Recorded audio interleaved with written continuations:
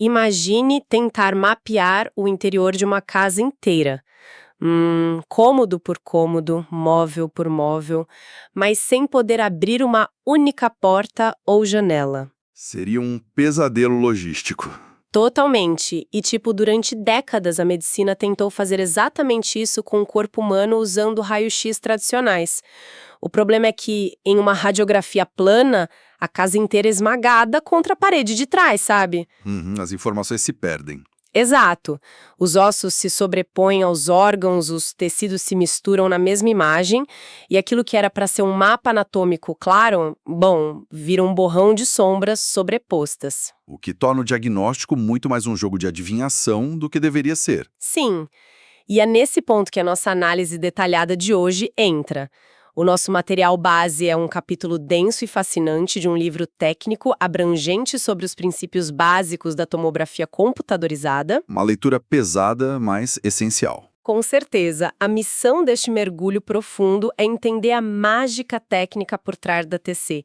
Como uma máquina consegue enxergar o interior do corpo humano em fatias tridimensionais precisas, distinguindo densidades mínimas, sem precisar fazer um único corte físico.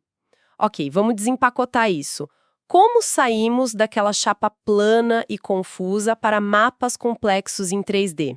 Bom, para entender esse salto monumental, precisamos olhar para a própria origem da tecnologia, sabe?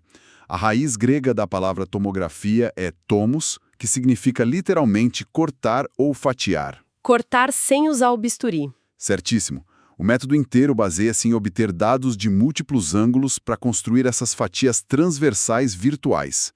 Antigamente, os primeiros scanners eram limitados a fazer apenas cortes horizontais.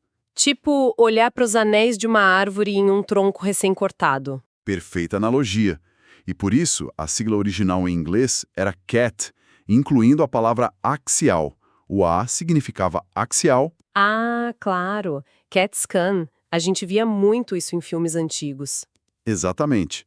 Mas a engenharia evoluiu para algo tão fluido e multidimensional hoje em dia que o axial se tornou redundante.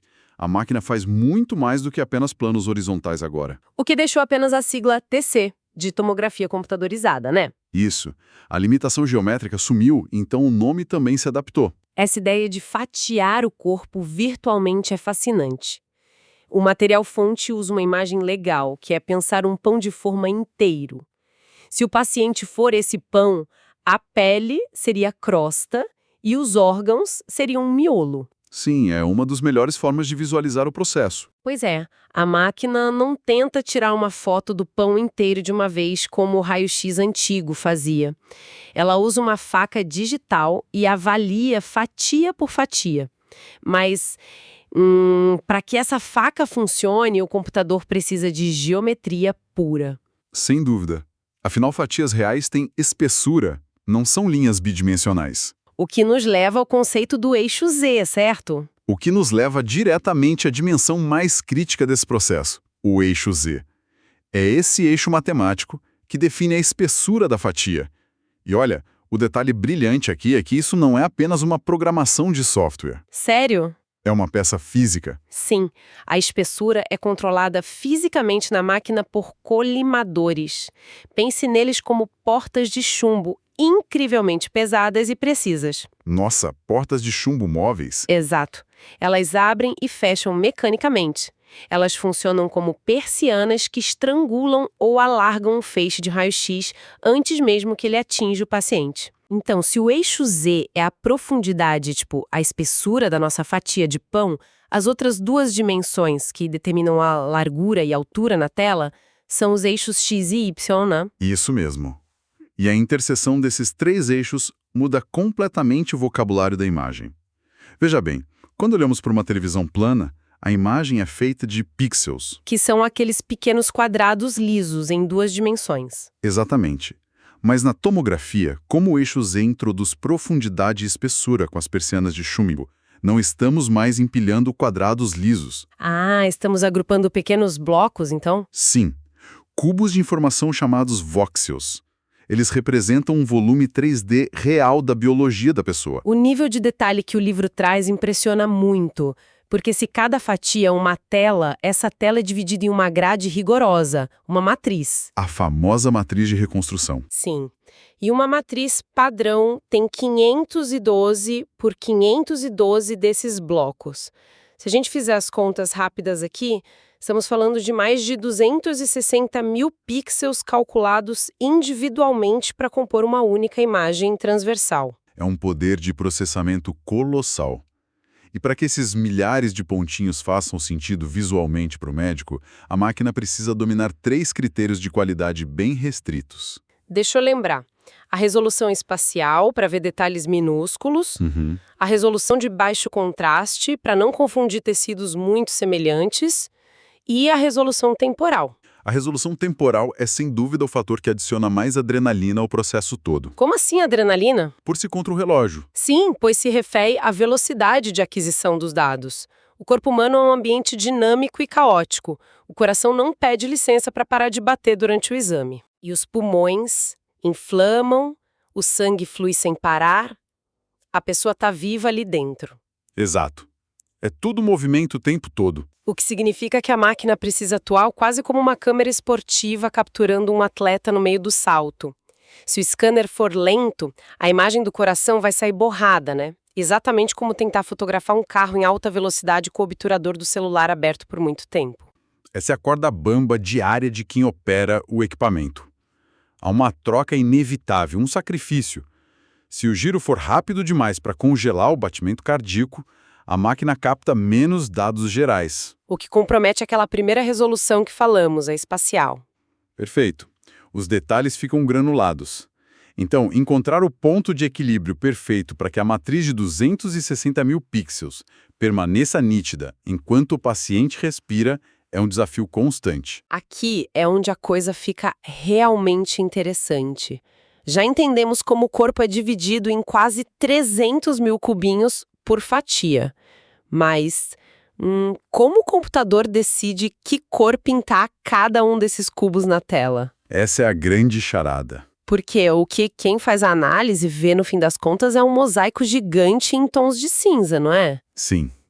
E toda essa pintura digital é governada pelo princípio físico da atenuação do feixe. Atenuação, certo. Quando o tubo lá dentro dispara os fótons de raio-x, eles iniciam uma viagem através da anatomia. Mas os tecidos têm números atômicos diferentes. Estruturas espessas ou muito densas, tipo os ossos do fêmur ou pedaços de metal, possuem nuvens de elétrons formidáveis. E essas nuvens funcionam como um escudo, tipo um bloqueio. Exato. Elas bloqueiam violentamente os raios. Ou seja, atenuam esses fótons. Como pouquíssima radiação consegue atravessar o osso e chegar ao detector lá do outro lado, o computador interpreta isso como uma alta atenuação e preenche aquele pixel de branco brilhante. Ah, entendi. O branco significa que o raio bateu num muro denso. O oposto, então, ocorre quando o raio encontra o ar nos pulmões, né? Isso. Quase nenhum fóton é bloqueado no ar. Então, uma enxurrada de radiação atravessa direto e atinge os sensores. O computador registra baixa atenuação e pinta a área de preto escuro. Mas espera, e quando temos um cenário onde 2 órgãos diferentes compartilham densidades quase idênticas? Ambos apareceriam no mesmo tom de cinza e a gente voltaria ao problema de não enxergar as fronteiras lá do raio-x comum. Você tocou num ponto crucial. E é por isso que usamos os argentes de contraste. O texto tinha uma analogia ótima sobre isso.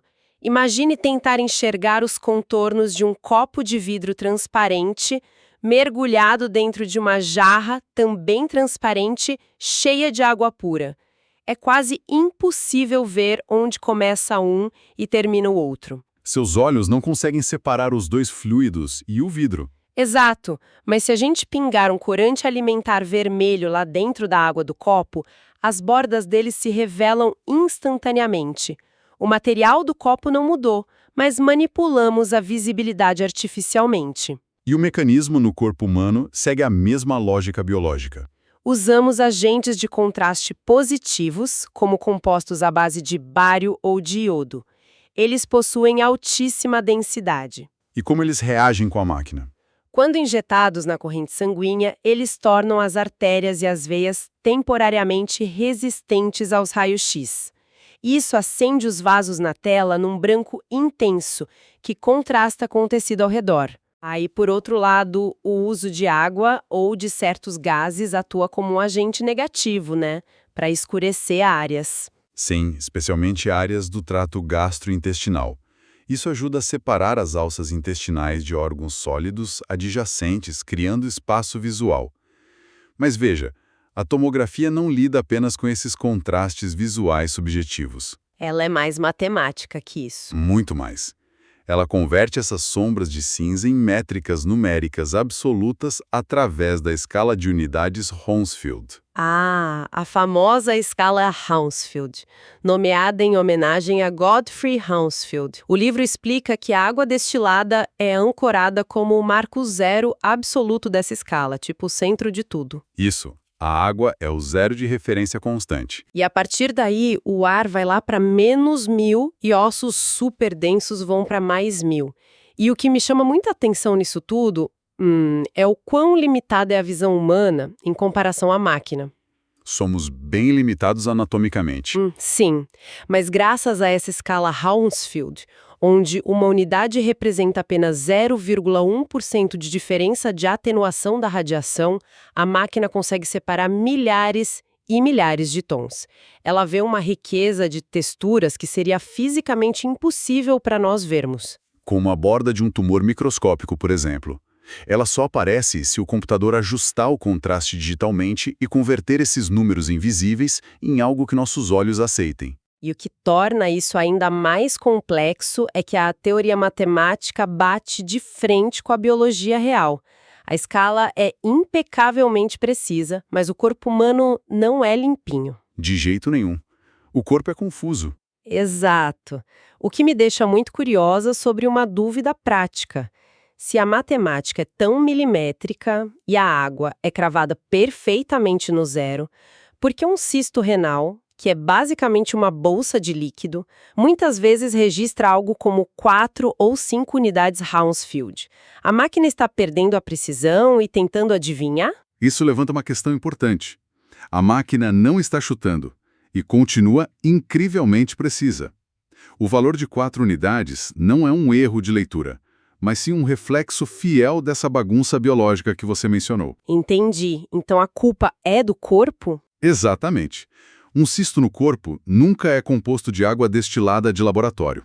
Ele contém proteínas dissolvidas. Detritos celulares flutuando ali. Sim, minerais microscópicos. É a soma dessas pequenas impurezas orgânicas que eleva a atenuação ligeiramente acima do zero. O número Hounsfield é uma ferramenta de aproximação quantitativa brilhante. Ele te dá um caminho seguro. Ele diz ao profissional, olha, isso é certamente um fluido e não uma massa sólida perigosa, mas não substitui a análise de um laboratório químico. Faz muito sentido. E falando em imperfeições do mundo real, a física da própria luz dos raios-x também prega suas peças na engenharia da máquina. Porque, quando o tubo dispara lá dentro, ele não lança um feixe certinho, onde todos os fótons têm a mesma energia. Infelizmente, não. É o que chamamos de feixe policromático. Isso. Alguns fótons são super energéticos e atravessam tudo, enquanto outros são super fracos. E isso causa um problemão para a imagem. Os fótons de baixa energia são praticamente covardes, né? Eles mal entram no paciente e já são absorvidos pela pele ou pelas camadas superficiais. O detector lá do outro lado não percebe que eles existiam. Ele apenas sente a falta de radiação geral chegando e acaba gerando os famosos artefatos de endurecimento do feixe. Que aparecem na imagem como estrias escuras e irreais, como se fossem riscos borrando tudo, não é? Isso mesmo. Borram a precisão, especialmente quando os raios tentam atravessar áreas massivas, como os ossos espessos da base do crânio. Mas a solução que a engenharia encontrou para isso é surpreendentemente analógica. Achei genial! Eles instalam filtros físicos, frequentemente feitos de téflon ou de alumínio, logo na saída do tubo. Filtros físicos rudimentares, mas super eficazes. É como colocar leões de chácara na porta de uma festa. Esses filtros atuam absorvendo antecipadamente todos os fótons fracos antes deles atingirem a pessoa. Então, o feixe que finalmente atinge o paciente é limpo e endurecido, contendo apenas raios fortes de alta energia. O que elimina quase totalmente o artefato na tela. E olha, tem um benefício espetacular de poupar o paciente. Ele deixa de absorver essa radiação de baixa energia que seria totalmente inútil para o diagnóstico e só faria mal. É a matemática protegendo a biologia. Mas tem um outro problema estatístico pesado que a máquina precisa enfrentar no processamento, que é conhecido como o efeito da média de volume. Ah, o Partial Volume Effect. É um conceito fundamental. Pois é, se a gente lembrar que um voxel é aquele cubo 3D representativo e que o computador só pode pintar esse cubo inteiro com uma única cor na tela. O que acontece se esse cubo cair bem no meio de dois tecidos completamente opostos? Essa é a grande armadilha. Tipo, se a fatia pegar metade de um pedacinho de cálcio, que mede mais 600 na escala Hounsfield, e a outra metade pegar tecido de pulmão, cheio de ar, que mede menos 600. A matemática exige uma média absoluta daquele espaço. Mais 600 somado com menos 600 dá zero. E zero é a cor atribuída à água. Exatamente. A imagem resultante pintará um pixel cinza correspondente a um tecido aquoso, embora não exista uma única gota de água ali.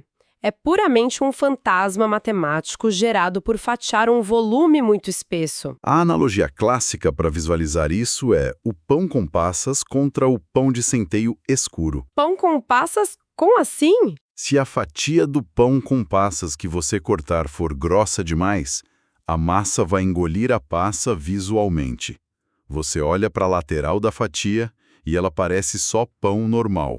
O volume esconde o detalhe. Ah, a média da massa anula a passa. Mas se você fatiar esse pão bem fininho, milímetro por milímetro, a passa inevitavelmente se revela. E a passa seria um tumor pequeno no nosso caso biológico. Isso imediatamente me faz pensar, por que então não cortamos todos os pacientes sempre em fatias ultra finas de 1 milímetro o tempo todo? Dessa forma, nenhuma passa, nenhum problema minúsculo conseguiria se esconder atrás da média de volume. Se conectarmos isso ao panorama geral da fisiologia humana e da infraestrutura hospitalar atual, a resposta envolve limites éticos bem sérios e barreiras computacionais. Limites éticos por causa da radiação? Exato. Reduzir a espessura do corte para 1 milímetro ao longo de um corpo inteiro, como num exame de corpo inteiro, aumentaria drasticamente o tempo de exposição aos raios-x. Nossa, verdade. Quanto mais fatias, mais disparos. E a regra fundamental intocável da radiologia é sempre obter a melhor imagem com a menor dose possível de radiação, o princípio ALARA.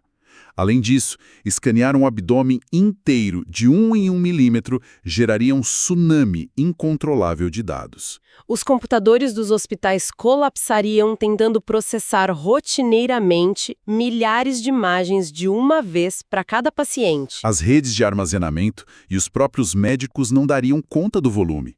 É por isso que áreas grandes utilizam colimadores configurados para cortes um pouco mais grossos, de 5 a 7 milímetros, equilibrando precisão com segurança térmica e eficiência de dados. E falando em eficiência, para equilibrar tudo isso, a mecânica da máquina em si teve que passar por uma evolução brutal ao longo dos anos. Se a gente voltar no tempo um pouco, o equipamento antigo funcionava em um modo bem frustrante chamado step and shoot. O famoso passo e disparo. Era um processo extremamente engessado. Pelo que eu li, o tubo de raio-x girava a 360 graus, tirava uma foto de uma fatia e então o pesadelo mecânico começava. A máquina gigantesca tinha que frear completamente e rodar no sentido inverso. Apenas para desenrolar os pesados cabos elétricos de alta voltagem que se torciam no eixo durante a primeira volta. Parecia um aspirador de pó enrolando o fio na sala. Só depois desse ritual demorado, a maca avançava para o próximo corte. O paciente tinha que prender a respiração dezenas de vezes. Scanners helicoidais, ou espirais. E isso só foi possível por causa de uma peça mecânica engenhosa, né? Os anéis coletores. Sim, a tecnologia Sleep Ring. Mas como esses anéis funcionam exatamente para resolver o problema dos cabos se enrolando? Pense em um carrinho de bate-bate em um parque de diversões. O carrinho se move livremente pela pista para todos os lados, sem estar preso por nenhum fio, certo? Certo, ele puxa a energia do teto. Isso, porque ele tem uma haste que desliza continuamente contra uma grade eletrificada lá em cima. Os anéis coletores da tomografia funcionam sobre o mesmo princípio de atrito condutivo. Ah, então escovas de metal deslizam sobre anéis circulares no equipamento. Perfeitamente. Transmitindo alta voltagem para dentro e recebendo dados para fora enquanto o sistema gira loucamente sem fim e sem nenhum cabo para embaraçar. Ao combinar esse giro contínuo e ininterrupto, com a maca deslizando o paciente para dentro do túnel ao mesmo tempo, o feixe desenha uma hélice invisível. Uma espiral perfeita e contínua ao redor do corpo. E o salto técnico seguinte foi multiplicar os detectores do outro lado, né?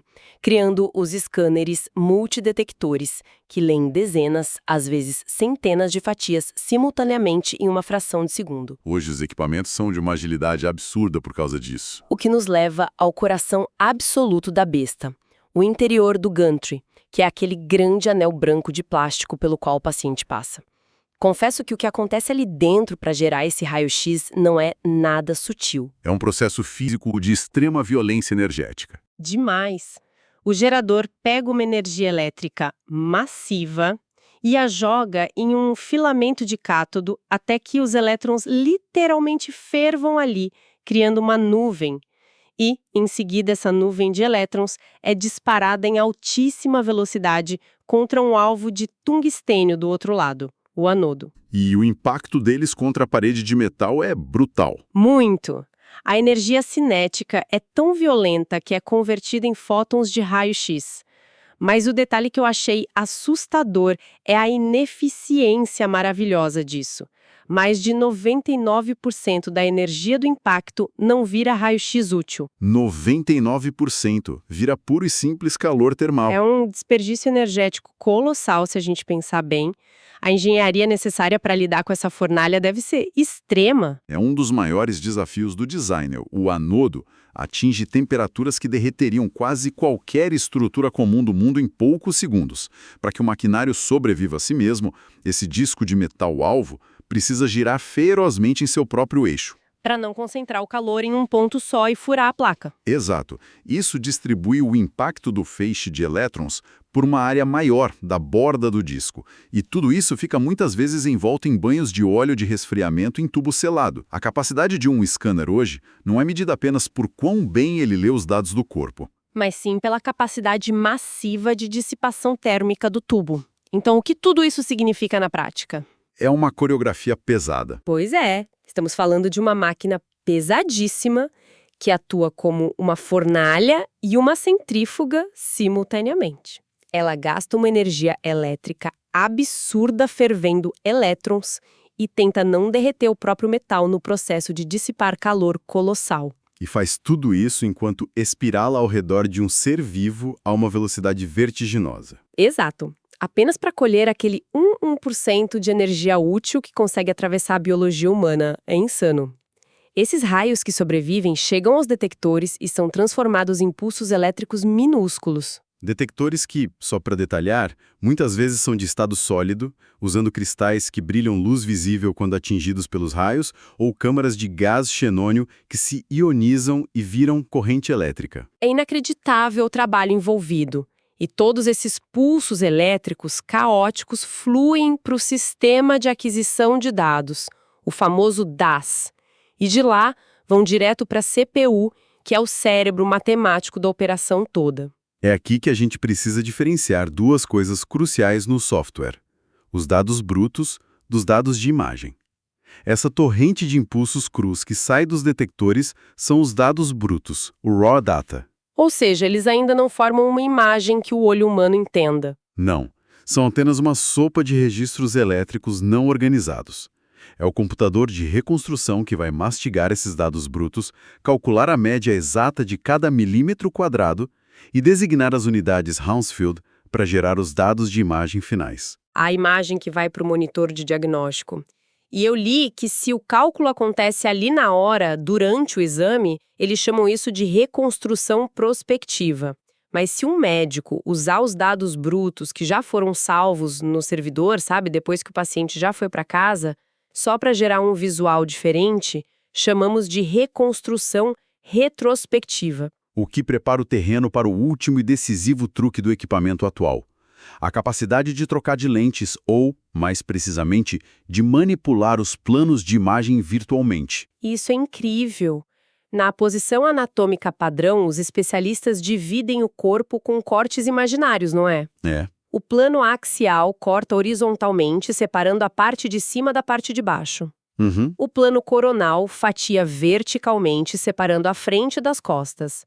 E o plano sagital divide o corpo em lados esquerdo e direito. E a flexibilidade computacional de visualizar o interior do corpo humano em qualquer um desses planos muda o jogo clínico completamente.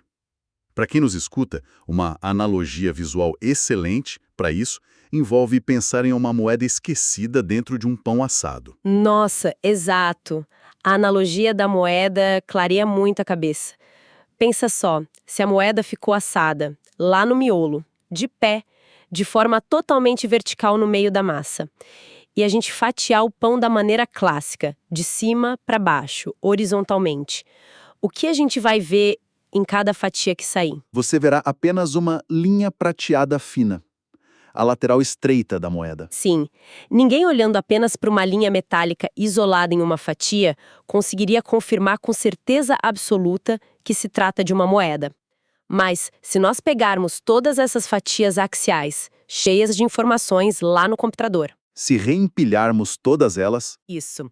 Colocamos de volta na mesa, empilhamos a massa digitalmente e ordenamos um corte coronal, ou seja, passando a visão de frente para trás. E, de repente, a face redonda inteira da moeda salta aos olhos perfeitamente na tela. E a biologia exige essa manipulação geométrica. Os seios etimoidais no rosto humano, por exemplo, são estruturas delgadas e superverticais. Se escaneados apenas daquele jeito horizontal padrão, informações cruciais sobre obstruções respiratórias se perdem ou ficam confusas no volume. Faz todo sentido, é a mesma lógica da moeda de pé. Sim, mas no plano coronal, eles são vistos de frente em toda a sua extensão anatômica de uma vez só. Outro benefício clínico gigante de trocar o plano de captura ou de reconstrução envolve a base do crânio. Ah, para fugir dos ossos grossos, né? Exato. Ao investigar a glândula pituitária, o corte horizontal tradicional força o feixe a cruzar muita massa óssea lateral da cabeça, criando aqueles artefatos de endurecimento que você mencionou antes, aquelas estrias horríveis. Mudando o foco para o eixo coronal, desvia-se quase totalmente a maior parte desse obstáculo ósseo. E o grande poder da era multidetectora moderna da TC é que nós não precisamos mais pedir para o paciente virar o pescoço de forma dolorosa para capturar esses ângulos na maca, desde que os dados brutos capturados na passagem primária tenham qualidade e uma resolução adequadas. O que hoje é garantido com as múltiplas fileiras e sensores. Pois é, o computador tem essa capacidade brutal de reempilhar o pão de forma digital, gerando imagens sagitais e coronais limpinhas, sem precisar emitir um único fóton extra de radiação em cima do paciente. O que é fascinante aqui é que todo esse processo complexo, da física à matemática, se resume a 3 pilares sagrados de fluxo de trabalho diário: adquirir os dados lá na sala de exames, usar os dados na reconstrução e exibir os dados na tela do diagnóstico. Conseguir libertar o ser humano vulnerável das contorções físicas antigas e transferir todo o esforço de posicionamento anatômico para o ambiente virtual silencioso de um software é indiscutivelmente um trunfo da tecnologia médica. É a evolução da engenharia e da matemática computacional trabalhando juntas em prol da biologia. É impressionante mesmo. Bom, chegamos ao fim deste nosso trajeto. Saindo da visão borrada e limitada do raio-x tradicional lá dos primórdios para o domínio total da profundidade espacial. Passamos por aquele forno rodopiante extremo que queima tungstênio e ferve elétrons. Descobrimos os fantasmas biológicos dos fluidos impuros. Sim, vimos como a matemática esbarra na sujeira celular e entendemos como um simples princípio de carrinho de bate-bate soltou as amarras da máquina e liberou o giro contínuo. Vimos como o equipamento enxerga um universo matemático de milhares de tons de cinza que nossos olhos biológicos primitivos são simplesmente incapazes de perceber sozinhos. Foi uma imersão técnica muito sólida. Muito. Mas, olha, ao fechar as anotações desta jornada profunda nas bases do funcionamento da tomografia, eu fiquei com uma última reflexão bem instigante, baseada em tudo que dissecamos hoje. Especialmente quando voltamos e focamos de novo naquele imperativo do efeito da média de volume. O problema da fatia do pão com passas? Esse mesmo. Entendemos que ossos muito densos e pulmões cheios de ar, quando misturados no mesmo espaço de 5 ou 7 milímetros pelo scanner, vão matematicamente se anular e se camuflar na tela, usando a cor neutra da água. Uma ilusão de ótica digital? Pois é. Sabendo então que quase todo o protocolo de rotina hospitalar envolve cortes propositalmente mais grossos, para evitar cozinhar quem faz o exame em radiação inútil ou afogar o servidor do hospital em dados que ele não consegue sequer processar, quanta patologia incipiente a gente não perde? É uma variável estatística que incomoda. Exato. Quantos pequenos problemas supercríticos não podem estar vagando silenciosamente pelas salas de imagem dos hospitais agora mesmo, escondidos não pela ignorância humana, mas pelo simples fato estatístico da escolha de qual foi a espessura exata daquela fatia de leitura. É a limitação inerente da conversão do analógico para o digital. Se um mapeamento tridimensional incrível, em que a medicina moderna confia quase cegamente, é essencialmente um exercício robusto de médias matemáticas e reduções forçadas, então onde termina a frieza precisa do equipamento eletrônico e onde deve obrigatoriamente entrar o instinto puramente detetivesco da pessoa de carne e osso que manipula aqueles colimadores antes mesmo da máquina começar a girar? Uma reflexão que não tem resposta fácil nos manuais técnicos. Quais fantasmas críticos continuam vivendo nos dados descartados e nas sobras matemáticas que a nossa tela brilhante nunca nos mostra? Fica aí a dúvida. Deixamos quem nos escuta com essa provocação. Muito obrigada por nos acompanhar hoje e até o próximo Mergulho Profundo.